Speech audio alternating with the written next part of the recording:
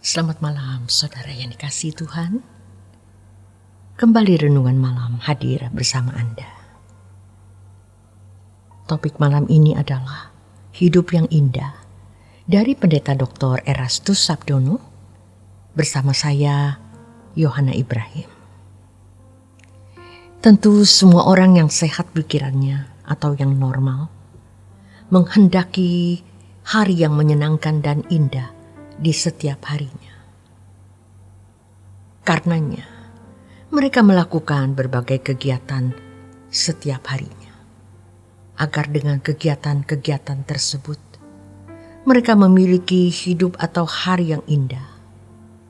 Namun kenyataannya, kita melihat manusia tidak pernah puas dengan hari hidup yang dimilikinya. Kalau ia sudah bisa mencapai sesuatu yang dia pikirkan akan bisa membahagiakan dirinya, menjadikan hidup dan harinya indah, ternyata belum atau tidak, maka ia melakukan kegiatan lain yang dia pikir dapat meningkatkan kualitas hidup guna mencapai hidup dan hari yang indah. Dan manusia terus terperangkap dalam obsesinya. Cita-citanya dan keinginan tersebut sampai tubuh menjadi rentan, tua, tidak mampu melakukan kegiatan apa saja, kemudian berakhir pada kematian. Demikianlah, pada umumnya orang mengisi hari hidupnya. Kita semua tanpa kita sadari, atau banyak orang tanpa mereka sadari, terjebak dengan penyelenggaraan hidup seperti ini, termasuk para hamba Tuhan. Hanya bedanya terletak pada jenis kegiatannya saja. Yang lain menjadi pedagang, praktisi hukum, tenaga medis, pengajar di pendidikan umum, sedangkan kelompok orang yang merasa melayani Tuhan ada di lingkungan sekolah tinggi teologi, di lingkungan pendeta atau kantor sinode. Namun esensinya dan substansinya sama. Lalu bagaimana agar kita bisa memiliki hari atau hidup yang indah? Hidup yang indah tercipta kalau kita bisa menyenangkan atau menyukakan hati Allah. Melakukan apa yang Allah kehendaki untuk kita lakukan. Karena hakikat Allah yaitu tidak memaksa, maka Allah memberi kebebasan kepada individu. Maka Allah akan menghendaki agar kita dengan rela menyelenggarakan hidup, melakukan apa yang Allah kehendaki untuk kita lakukan.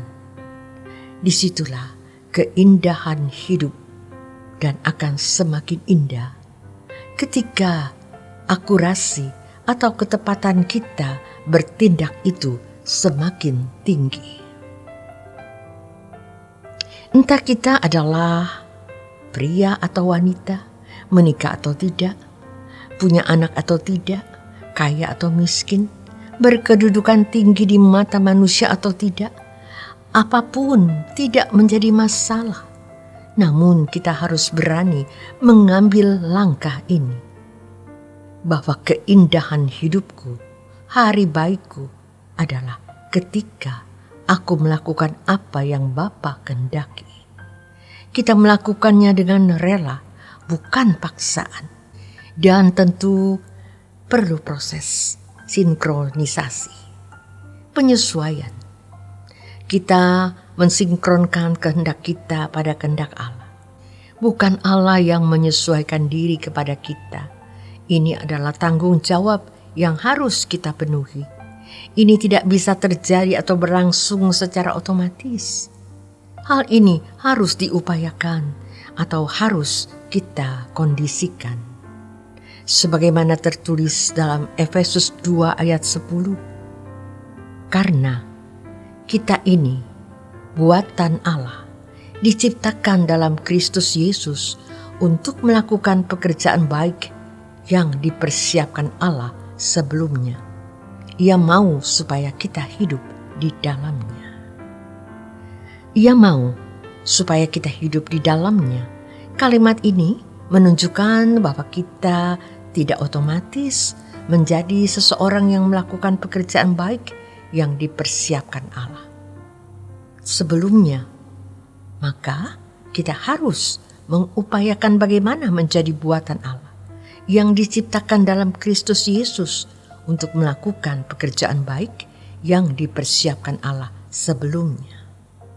Jadi, ada standar pekerjaan baik yang dipersiapkan atau sebelumnya.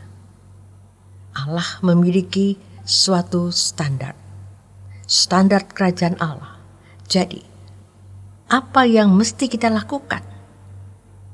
Kalau kita membaca ayat-ayat sebelumnya dan kita lepaskan dari ayat ini, maka terkesan bahwa kasih karunia yang diberikan itu sudah otomatis membuat kita menjadi orang baik, lalu selamat.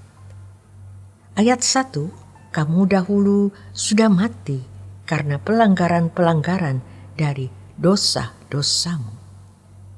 Mati di sini artinya adalah keadaan di mana seseorang tidak mampu mendapat standar kerajaan Allah. Jangan kita membuat manusia berkeadaan fatalistis. Mengambil ayat dalam kitab Yesaya, semua manusia berdosa. Kebaikannya seperti kain kotor. Jangan ini dikenakan kepada semua orang, itu dikenakan untuk bangsa Israel yang pada waktu itu memang memberontak. Hidup mereka tidak sesuai Taurat Alkitab. Mencatat misalnya, Nuh dan Ayub itu baik. Daud punya hati yang berkenan kepada Allah. Jadi, tidak semua bejat. Sebenarnya dahulu kami, tulis Paulus, juga terhitung di antara mereka. Ketika kami hidup di dalam hawa nafsu daging dan menuruti kehendak daging dan pikiran kami yang jahat, pada dasarnya kami adalah orang-orang yang harus dimurkai sama seperti mereka yang lain.